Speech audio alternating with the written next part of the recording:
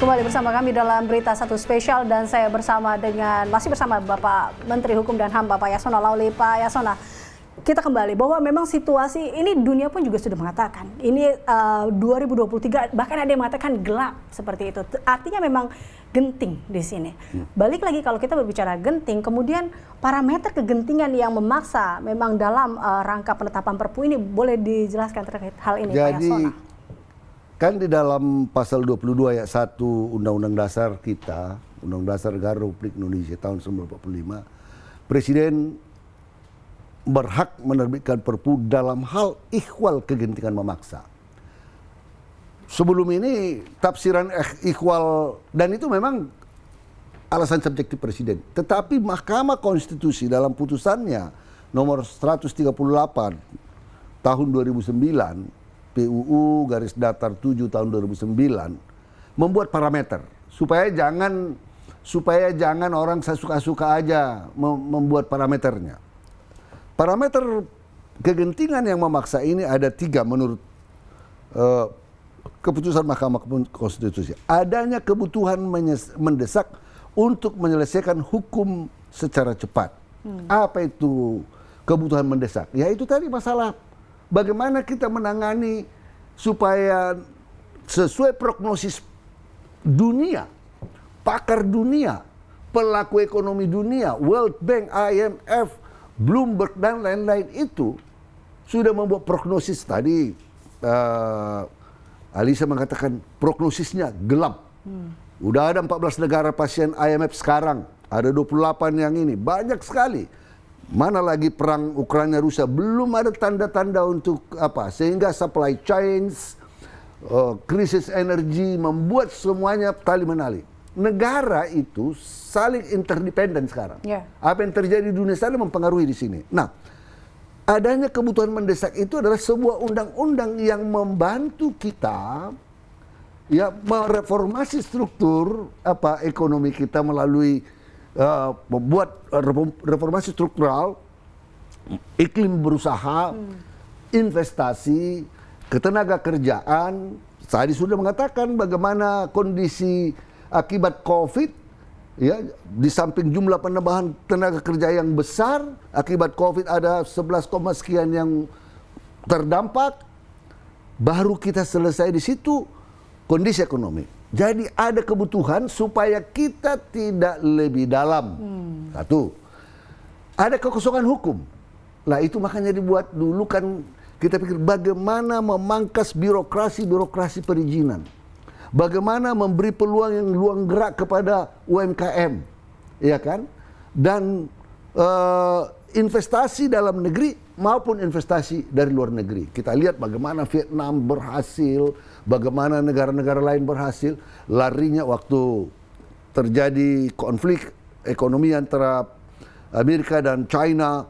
Yang China itu justru lari ke Vietnam, bukan ke kita.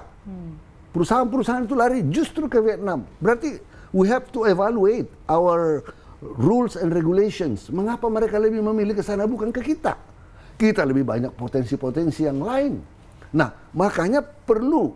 Sedangkan undang-undang yang ada itu justru mempersulit masuknya investasi, kemudahan berusaha, tidak hanya ke asing tetapi juga termasuk di dalamnya UMKM kita, mendorong pertumbuhan UMKM yang lebih dalam.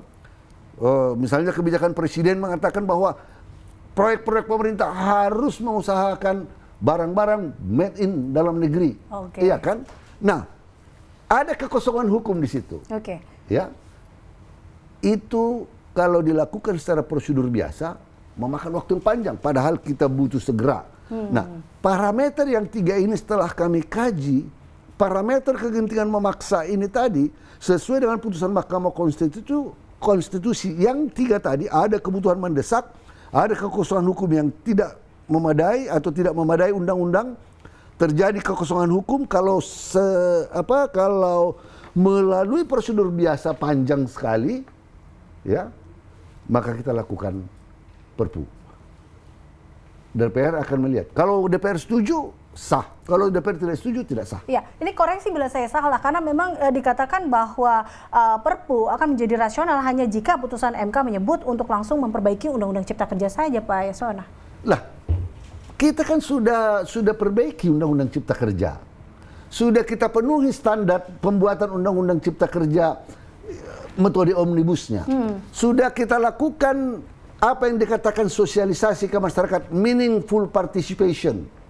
Ya, are the right to be heard, the right to be considered, ya kan? Sudah kita penuhi semua itu, karena ada satgas yang makanya lama juga ditugaskan khusus dalam revisi ini untuk melakukan perbaikan, untuk melakukan sosialisasi, untuk menampung aspirasi, untuk mempertimbangkan, untuk menjelaskan. Oke. Ya. Ini yang menarik ketika Anda katakan terkait dengan meaningful participation, karena ini yang menjadi salah satu poin pertimbangan MK juga ya Pak Yasona dalam memutus Undang-Undang Cipta Kerja inkonstitusional, dikatakan seperti itu karena tidak adanya partisipasi publik, bahkan dikatakan juga Perpu kali ini tidak ada ruang partisipasi publik. Bagaimana tanggapan Anda terkait dengan hal ini? Lah, kan saya sudah katakan tadi, meaningful participation sudah kita lakukan tidak hanya di Jakarta, kepada bahwa tidak semua yang 270 juta rakyat Indonesia harus kita lakukan, karena kita juga di DPR juga menentukan representasi. Ya. Ada pakar-pakar yang ada ke daerah kemana-mana, dan dibuka website khusus oleh Menko Perekonomian untuk masukan-masukan, sehingga boleh kita katakan bahwa menurut kami dari pemerintah sudah betul-betul kita. Contohnya saja KUHP dibahas puluhan tahun, masih dikatakan ujuk-ujuk disahkan, iya kan? Sudah dimasukkan Pak zaman SBY, dibahas pada waktu zaman Pak periode pertama, dibuka semua panja-panja, terbuka untuk umum, tidak tertutup. Masih dikatakan KUHP itu tidak didengar kita semua begini-begini. Tidak mungkin kalau mengharapkan 100%. Tetapi kita sudah melakukan yang maksimal. Kami betul-betul sangat hati-hati. Pengalaman keputusan MK yang lalu betul-betul a blow. Betul-betul pukulan kepada kami, kepada pemerintah, kepada presiden. Maka presiden mengingatkan benar meaningful participation itu, sosialisasi, dengar kelompok-kelompok masyarakat, masukan-masukan. Bahkan sudah ada satgasnya juga ya Pak? Untuk ada satgas yang ditugaskan khusus untuk itu. Ya. Nah, bahwa sekarang ada yang mengatakan, ya itu bisa-bisa saja. Bisa-bisa saja. Tapi kami akan menjelaskan betul-betul semua tahapan, semua kriteria dan parameter yang dibutuhkan untuk melahirkan Perpu, kami betul-betul teliti dengan baik. Kami sudah melakukannya. Oke, terkait dengan sosialisasi ini mungkin juga kita dengar betul di awal bahwa sejak pertama kali diterbitkan akhir Desember ini Pak, narasi yang kemudian dikatakan adalah menyelamatkan ekonomi dari ancaman global yang juga kita dengar ini dibangun oleh pemerintah. Balik lagi, mungkin ini bisa dijelaskan juga oleh Pak Yasona, seberapa gelap, seberapa dahsyatnya memang ancaman ini sehingga memang Perpu ini menjadi sesuatu yang penting. Jadi kan data berbicara. Yang berbicara itu tidak hanya Menteri Keuangan kita, itu bisa subjektif. Contohnya World Economic Outlook-nya yang diproyeksi IMF ya, dulu itu pertumbuhan ekonomi itu 6%.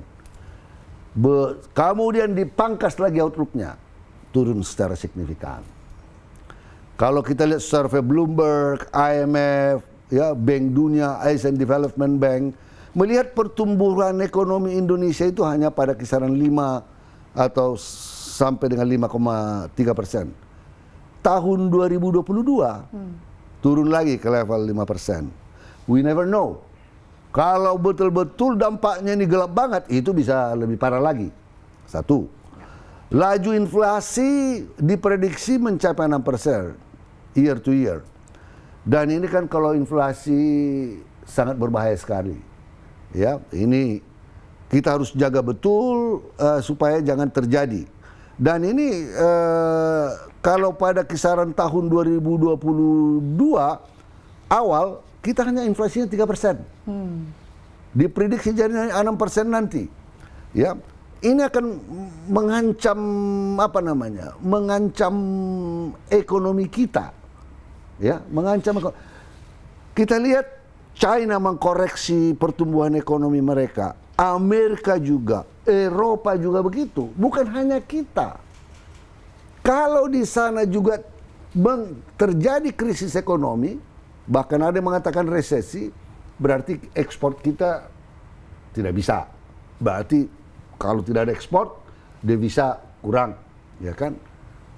Misalnya juga kalau inflasi meningkat, akan terjadi kenaikan harga-harga, ya kan? Turun konsumsi. Padahal pertumbuhan ekonomi itu salah satu penyumbang pertumbuhan ekonomi kita adalah konsumsi masyarakat. Betul, penyumbang terbesar ya. Penyumbang terbesar. Nah akibatnya apa? Nanti berarti tumbuh ekonomi kita akan turun. Sudah ekspor turun karena permintaan luar negeri. Kemudian inflasi, ya kan? Pertumbuhan ekonomi kita apa? Tidak baik. Kita mengharapkan supaya investasi masuk, ya kan? Maka kita harus ada perubahan yang signifikan dalam regulasi. Mencoba mendorong kembali UMKM kita dengan baik. Undang-undang Cipta Kerja ini memberi peluang itu. Mengapa tidak? Apa yang ditakutkan kalau memang tujuannya baik? Apa yang ditakutkan kalau memang tujuannya baik? Kemudian mungkin ada yang bilang, tapi tidak adakah cara lain Pak Yasona? Mungkinkah ada skema lain untuk menyelamatkan ini? Membuat ekonomi itu tidak dengan cara lain, tidak bisa dengan simsalabim. Kalau kita tidak kerja keras antisipatif, nanti kalau terlambat dibilang apa itu pemerintah, lambat banget katanya. Presiden selalu mengatakan, pertarungan di antara negara-negara dunia bukan siapa yang besar, siapa yang kecil, siapa yang tercepat. Mengantisipasi lebih cepat, mengambil langkah yang lebih cepat. Apa yang dirusak karena ini? Nothing. Padahal kita sudah justru adalah yang kita buat adalah mempercepat pemulihan ekonomi lebih baik dengan mereform aturan-aturan yang ada. Kan itu yang dikeluhkan banyak orang asing kan. Kita izinnya sulit, bukan hanya orang asing, orang kita aja. AMDALnya setengah mati, banyak prosedur, lelet, dan lain-lain. Itu semua harus direform, dipangkas. Supaya apa? Supaya iklim investasi, iklim pertumbuhan ekonomi, iklim berusaha itu tumbuh. Akibatnya apa? Ekonomi tumbuh. Jadi saya tidak, bukan mungkin ya dikatakan kami ini subjektif tentunya sebagai pemerintah. Ini kan bukan sesuatu yang membuat ekonomi menjadi suram. Kalau ini baik untuk ekonomi, why not? Kenapa tidak? Mengapa? Kalau ini baik untuk mengantisipasi ekonomi dan cepat kita lakukan, why not? Karena apa? Kan anggaran sudah disahkan. Percepatan ini, Presiden mengatakan terus langsung sekarang. Langsung belanja modal mulai dari awal Januari gelontorkan. Kementerian, pemerintah daerah gelontorkan. Pembelian barang modal harus menggunakan produk dalam negeri. Kontennya harus juga apa? Kecuali tidak ada. Baik. Nah, ini kan beberapa usaha-usaha yang dilakukan. Kita tidak hidup dalam kesendirian dunia. Kita sangat tergantung juga di antara negara-negara lain. Ekonomi kita tidak berdiri sendiri. Tergantung dengan pertumbuhan ekonomi negara lain. Tergantung dengan kondisi ekonomi dunia, global, yang diprediksi stagflasi. Ya. Lah, kalau kita duduk nanti tidak mengeluarkan apa-apa, tidak cepat, tidak responsif, nanti dituduh lagi pemerintah. Lambat banget katanya. Nah ini oke, baik. Mungkin terakhir Pak Yasona, sebagai closing statement, ini yang perlu mungkin pesan dari Pak Yasona agar masyarakat pun juga tahu terkait dengan urgensinya Perpu ini, atau bagaimana juga masyarakat agar mengerti betul perihal Perpu Cipta Kerja ini. Terima kasih. Saya pertama dulu mengucapkan terima kasih kepada Berita Satu ya, yang coba mengklarifikasi dari perspektif pemerintah. Terima kasih juga kritik dan pertanyaannya yang tajam. Tapi kami harus menjelaskan ini kepada publik. Mungkin ya belum melihat rasional di balik ini semua. Keinginan pemerintah adalah baik bagaimana kita tidak jatuh lebih dalam dari prediksi dunia yang mengatakan gelap, resesi, stagflasi. Kalau kita tidak mengantisipasi, berarti pemerintah tidak bekerja. Membuat undang-undang ini kemudian dibahas melalui prosedur normal. It takes maybe 6 months or 7 months. In the meantime, sekarang sudah kondisinya sudah berat. Sudah berat. Kita harapkan, ini mau musim dingin misalnya. Energi di Eropa, harga mahal. Saya waktu yang lalu pergi ke Inggris, ada tugas saya. Itu ada beberapa rumah-rumah di sana kok dingin banget. Mereka mengurangi konsumsi energinya musim dingin. Kalau terjadi satu musim dingin yang ekstrim, itu kan permintaan energi di sana bisa sangat tinggi, dan dari mana harga naik itu akan mempengaruhi ekonomi di Eropa juga, mungkin di Amerika. Dan prediksinya negara-negara yang besar ini juga mengalami persoalan sama. Inggris lah, siapa sangka Inggris yang begitu top, hebat sekali itu, mengalami persoalan ekonomi yang begitu memberatkan buat mereka. Siapa kita Indonesia? Kita beruntung di masa pandemi COVID-19 karena kebijakan-kebijakan gas dan rem pemerintah. Tidak membuat total lockdown, sehingga secara cepat bisa meningkatkan herd immunity kita.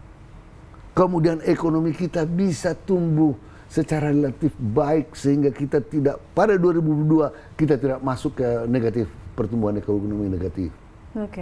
Nah, pas kita recover, prognosis tidak baik. Nah, kalau kita tidak mengambil langkah-langkah antisipatif, nanti orang-orang yang mengkritik ini mengatakan itu pemerintah lelet.